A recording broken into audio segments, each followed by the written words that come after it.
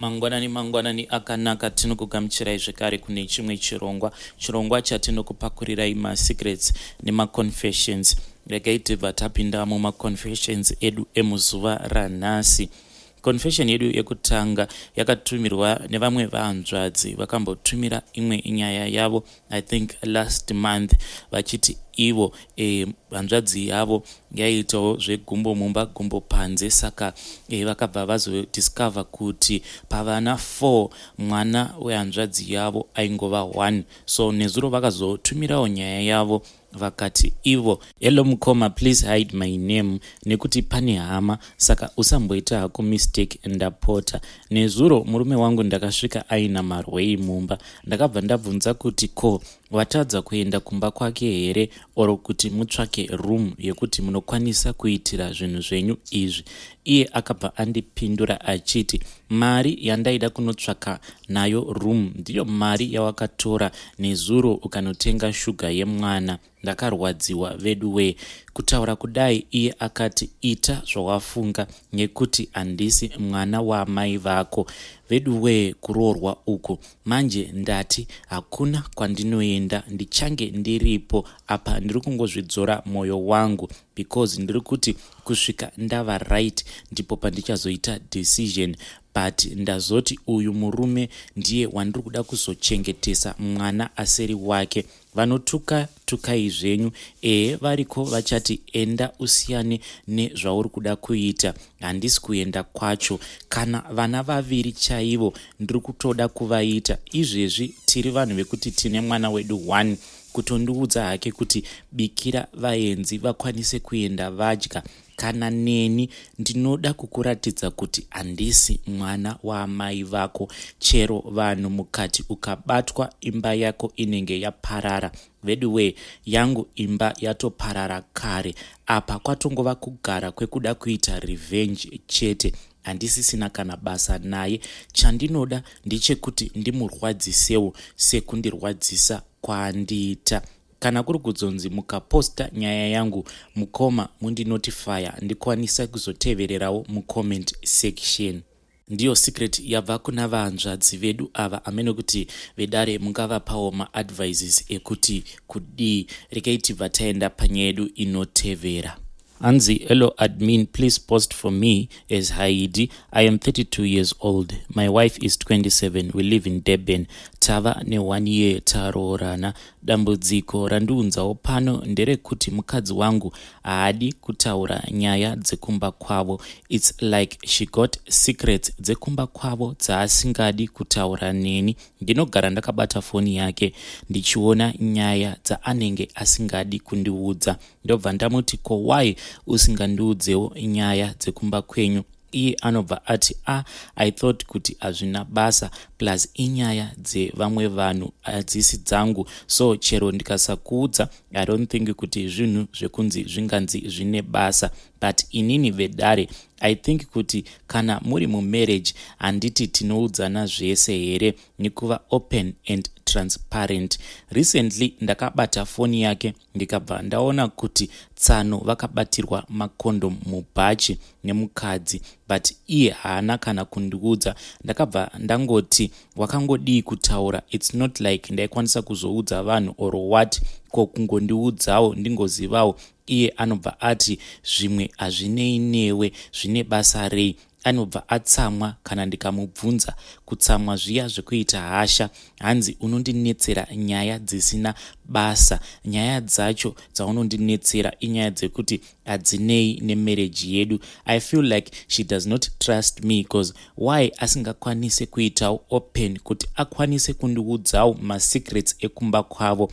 Even sisi vake vakarohwa nemurume haana kana kumbotaura. Ndakazotongoona mapictures mufoni. Kumaona kwandakamaita ndainge ndatoita zvekubata foni yake kuti ndinzwe nyaya oro kunzwa nemakuhwa. Zvakanakawo here izvi vedare? Tinogara tichingonetsana mumba, hamusisina kana mufaro nenyaya yekuti iye haataure nyaya dzekumba kwavo. Sometimes I regret marrying her because I feel like munhu wekuti haasi open then why asiri kuda kundiudza nyaya dzekumba kwavo. She feels like ndinoda nyaya dzekumba kwavo steric, but iniwo kudawo kwangu kungozivawo since tiri vanhu vekuti takaroorana handiti tava nyama imwe here. Ndiri kutofunga kuti timboenda kwamarriage counselor ndodiwo nemudzimai wangu uyu vedare, ndinganzi ndiri munhu ari wrong here. Ndiyo nyaya yatakatumirwa namukoma vedu ava.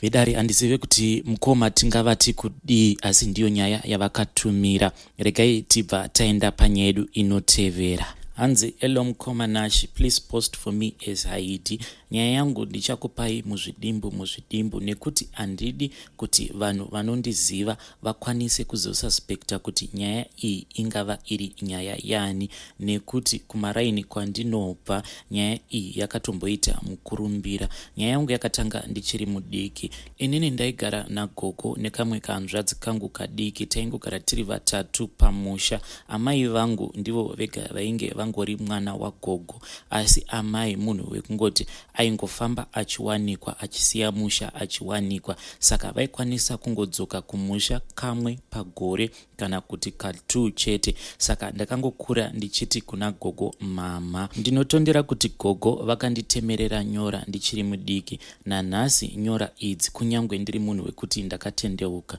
ndinotopindawo Pentecostal, but nyora idzi nanhasi ndichiri nadzo. Pane nguva yekutoti dzimwe nguva kana ndikatsamwidzana nemunhu ndinokwanisa kutanga kunzwa nyora dziya dzichifamba-famba. Like I said, handisi kuda kutaura zvakawanda. I just want to make my confession brief. Handisi kuti ndiri munhu anoroya, but kana zvakatoiswa mauri zvinenge zvakatoiswa mauri. Zvaiita gogo vangu munhu wekuti aikwanisa kurovesa especially vana nezvishiri kana kuti zvidhoma.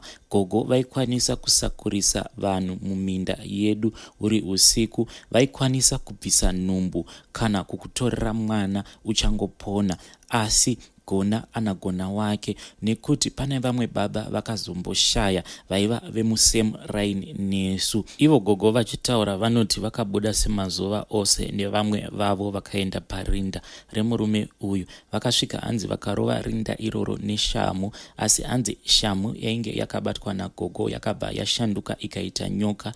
Nyoka iyoyo ikabva yavasvipira mumaziso. Gogo vakazongofa ratova bofu vava kusaona. Mukoma Nashi, confession yangu ndikangoti ndikangoigumira ipapa, asi handisi munhu wekuti ndinoroya, but zvinhu izvi ndizvo zvandakasangana nazvo mukati mekurarama kwangu. Zvekare nyora idzi ndichiri nadzo, ndichiri kutsvaka nzira dzekuti ndingadzibvisa sei. The time yandakatendeuka ndikatanga kunamata, ndaiti ndikaendawo kuma-delivery sessions, vanhu vanenge vachida kundinamatira for deliverance, ndaitoona kuti pane zvimwe zvaizoitika pavari, so I just decided kuti ndinokwanisa kuzokuvadzisa vanhu vekuti havana chavanenge vachiziva. Mukoma Nashi, kana kuri kuzonzi ndikakwanisa kuzowanawo rubatsiro ndikakweshwa nyora dzangu idzi, ndichazouya neconfession yangu yandingati inenge iri part 2, ndichinyatsokurondedzera zvose zvakaitika kubva ndichiri mudiki kusvika ndipinde mumarriage, nekuti kupinda kwandakaita mumarriage pane zvihombe zvakatoitika. Iyi ndiyowo nyaya yangu for now mukoma. Kana kuri kunzi mukaposta, please notify me ndizotevererawo mucomment section.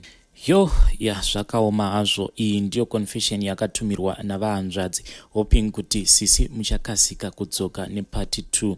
Regai tibva taenda panyaya yedu inotevera. Hanzi, hello mukoma Nashi, inini ndinoda kureurura kuti ndakashandisa vakadzi vevanhu nenzira dzainge dzisina kunaka. Ndine kampani yangu yepanel beating. Kampani iyi ine vashandi vazhinji. Kampani yangu inoraramisa vanhu vazhinji. Vashandi vangu vanhu vekuti vanokwanisa kutoendesa vana vavo kuzvikoro, zvese nekuchengeta vabereki vavo. Saka nekufamba kwenguva kampani yangu yakazotanga kudonha, then ndikabva ndanotaura nevamwe vanoita zvema-insurances kuti vakwanise kundipa basa. Hongu vakabva vandipa basa. but vakomana pavakati vauya pakambani pangu kuti vakwanise kuongorora kuti ndingakwanisa kuwana here contract iri, vakabva vafarira vakadzi vaishanda kuadministration kwangu. Ndakavamanikidza zvose nekuvanyengerera kuti vakwanise kupinda murudo nevarume ava, ndichiitira kuti kana vakadanana nevarume ava, paya paanenge pozoaseswa kampani yangu ndinokwanisa kuzowana mafavors ekuti ndiwine contract iya ndakaiwina. But dambudziko ravapo nderekuti even though vakadzi ava ndakavapa mari dzavo nekuvatenda nenhau yekuti ndakakwanisa kuzowina contract iyi, but they keep on blackmailing me. Vanhu vekutoti each and every month they demand money from me. Vamwe vacho vakatora mabasa because vanoziva kuti each and every month ndinoita ndichivapa mari yandinovapa imari yekutoti it's more than mari yandaivapa vachiri kundishandira. Hama dzangu handizive kuti ndoita sei. Mablackmail avari kundipa akawandisa. Sometimes munhu anokwanisa kutokufonera okuudza kuti ndakamira panze pegedhi rako, buda undipe mari, nekuti handina kana send. So handichazivi kuti ndoita sei kuti ndiende kunoripota the way that they are blackmailing me hazviiti, because kunyangwe ini contract yangu inobva yakanselewa nenhau yekuti I'm dealing with one of the biggest insurance companies in South Africa. Saka kana kuri kunzi vakaziva kuti idzi ndidzo nzira dzandakashandisa kuti ndikwanise kuwina contract, upenyu hwangu hunobva hwangopera. Ndingaitawo sei? Kune vanhu here vekuti vanokwanisa kundibatsira kuti ndigadzire vakadzi ava so that they can just stay away from me. Ndiyo yanga iri nyaya yabva kuna mukoma vedu ava. Regai tibva taenda panyaya yedu inotevera. Makadi mukomanashi uchitupa changu vegai. Ini dambudziko randinaro, chinjai voice rangu. Dambudziko randinaro nderekuti inini is my family iri so rich, but rairi rich. Vanhu vese kumba kwedu vakaroorwa vakachata, nyangwe atizira anotonobvisirwa pfuma, nyangwe aita seabvisirwa pfuma anotobva achata. But inini now I'm turning 35 years. First marriage ndakaita vana vangu 2, ndikazama kuda kuita imwe marriage again zvikangoparara. Vana tete vangu kana bamunini, baba vedu akashaya, kwasara baba munini na tete. Vana tete vangu vachiripo havo vakati wandei. Asi dambudziko riripo nderekuti inini tete vangu vanogona kundifonera kana kuti zvese ndakatanga kuenda kunoshandirwa kana kumasowe, kana kuti ndakatanga kuita zvese kuenda kunoshandirwa vana tete vangu vanotondifonera vachitaura kuti mainini kune izvi muri kuona here kuti mazuva ano hatisichaite mari, please regai kuenda kumasowe. Kana ndikada kutanga kufambidzana nemunhu like a boyfriend, kana kuti handisi munhu anoshoreka, kana makanditarisa nditoriwo munhu akanaka nechimiro zvokuti ndikatomisidzana nevana vema25-26 years ndogona kuqualify. Skini yangu handitoziva kuti yakaita se handichemberi, handiti kwese kwandingofamba ndingoudzwa mai mune upfumi hwenyu muinawo. Ndikafonerwa nabamunini wangu kana kuti baba vangu vandiri kukudzai vasara baba, ndine something like in fact ndotozozviona ndega kuti ndakagara kana ndikapinda murumu mangu kana ndikapinda mumba mangu ndikarara, ndotonyatsoimagina ndichiona nyoka ichitofamba mumba. So nyoka inotofamba mumba inoita seinotobva muchiuno mangu ichitofamba. Pandinongofonerwa pese nabamunini wangu, nyoka iyoyo inenge ichisunga zvokuti ndotadza kana kufamba kana kudi. Kana ndakamira ndotogara pasi chaiko ndichisungwa, kuita kusunga kunge munhu ari kusunga something. Zvinorwadza singaite zvokuti ndirotombochema. Pandinongopedza kutaura nawo, pandinorara, pandinozomuka just yekuti ndarwadziwa ndobva ndarara, pandinopepuka paipai ndo pandinotanga kutoona nyoka ichitofamba mumba in my eyes, nditoiona zvokuti kana ndikatofamba sometime ndinonyatsonzwa kuti something wrong chiri muwest mangu, kana kuti pandinotofamba chaipo ndinotonyatsoonzwa kuti kana ndikapfeka hembe ndinotonzwa kuti pane something chiri muwest mangu chiri kumuvha like so. Zvoti ndikarara ndotogona kutorara, ende usiku hwese ndogona kutorara ndichitoita bonde, ende zvichitonaka like handinyatsogona kuexplaina. Kana kuti ndine mamwe mazuva ndinoti kana ndikarara ndogona kuti kana ndikarara masikati ndotorota ndichirara nemunhurume ndati munhu iyeye ndotosangana naye but ndotozozvikontrola ndega kuti hazvitoti ndirare naye but munhu iyeye ndichitosangana ndotoda kutorara neni. Zvinoitika nguva zhinji pandiri zvokuti ndotonyanzoziva kuti vanhu vanondishandisa ndinenge nanengi. Saka vanhu ava nguva yavanondifonera ndichitaura navo kana especially kana vatoriteti vanotofona vachitaura amai neni mazuva ano mukutarisa kuita mari, please regai kuenda kumasoko, imwe muri kuenda matombo enyu ari kutirwadzisa kana kuti iko zvinoita akutoshaya kuzototangira papi, please. Kana ndikatoenda kumasoko acho sometimes ndoenda ndotonyengwa namuprofiti wacho anenge achindishandira zvokuti andikwanisi kushandirwa nomuprofiti 2-3 times hazviiti. Ndikatoda kudaro ndoenda tomisa pamuedzo because ndototanga kunyengwa naye muprofiti wacho neyeye. Zvinhu zvinotondishungurudza mulife mangu zvokuti ndoita sei because havarege kufona, hapedze wiki kana 2-3 days vasina kundifonera. Ini ndiri kunyika yevatorwa, ivo vari kumba ikoko kuZimbabwe, but vanotofona vachitonditi mainini muri sei, kuri sei ikoko. Vanototaura zvakawanda mainini zvamuri kutiita mazuva ano hatisi kuzvifarira. Kana ndikarega kureceiva macalls kana kuti ndine time iya yekuti lainira vanonyatsoziva ndogona kurebhisa mufoni zvokuti pavanofona ndisaita sei ndomborebhisa mufoni ndokungosara newhatsapp chat because ndo line randine business naro ndorine everything zvangu, asi ndomboresa paside. Unotoona vanotondisira message kuwhatsapp yekuti kumazuva ano makaise pilaini rekufona zvewhatsapp zvinonetsa nokuti munenge muchinonoka kupindura tinechida kutotaura nemi direct. Zvongoti chero handizivi kuti zvinoitika pakuti ndikatoribvisa pamwe ndogona kutorita 3-4-5 days risiri mufoni. Nokungori kana vatondifonera nedzimwe nhamba vachitondifonera panhamba yandiri zvokuti ndotonyatsoshaya kuziva kuti zvinenge zvinyatsofamba sei. I don't understand kuti zvinhu zvinenge zvichiitika mulife mangu, asi chandonyatsoziva kuti vanhu vanondishandisa ndovaziva kuti ndini nanenge ende ndinotovarota ende zvese zvinenge zvitoitika vanogona kutondifonera kudhara zvandisingaitike but navo vanotondifonera vachitondi-update. Ukaona ndisingaiti zvokuenda kunoshandirwa, ndisingaiti zvokuenda kumachechi, ndinoita mari mukomana acho yekuti mega munotoshaziva kuti hei ifo kuitawo mari kwavanoita neniwo ndoitawo mari, but inini handidi manje kuti varamba vachindishandisa ndozvanondisingachada zvokuti handizivi ndinopererwa kokuti kuita mari kwavanoita neni. Inini pamwe ndinchiona 5% because ivo tongoti vanenge vachiona 95%, but ndotomboita production yekutotrakodza kuti ndotoblinga and stuff.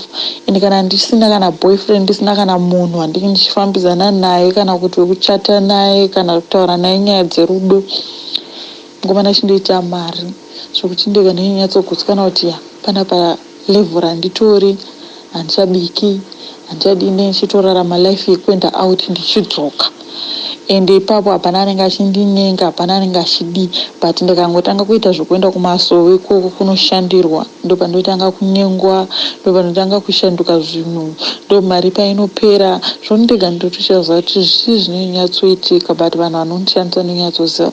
Pane vanoziva havo kundibatsira ndokumbirawo kubatsira, ndiriito kushata yenyu ndinowanzoteerera zvangu kuYouTube yenyu machannels enyu. Kana kuna vachabatsira ndichateerera mumacomment section. Ndiyo yanga iri nyaya yakatumirwa navanzvadzi vedu ava. Ndokusaka kune vamwe vaya vanouya kuinbox vachiti mukoma please ndisanganidzei nemunhu uyo ari kukonfesa kuti iye ane urombwa. Ndipo paya pandinobva ndati handikwanisi kuti ndisanganise vanhu nevanhu vanoita zviya zvekurombesa nenhau dzekuti urombwa unopedza dzinza, urombwa unotambudza avo vasina vadiwa vateereri,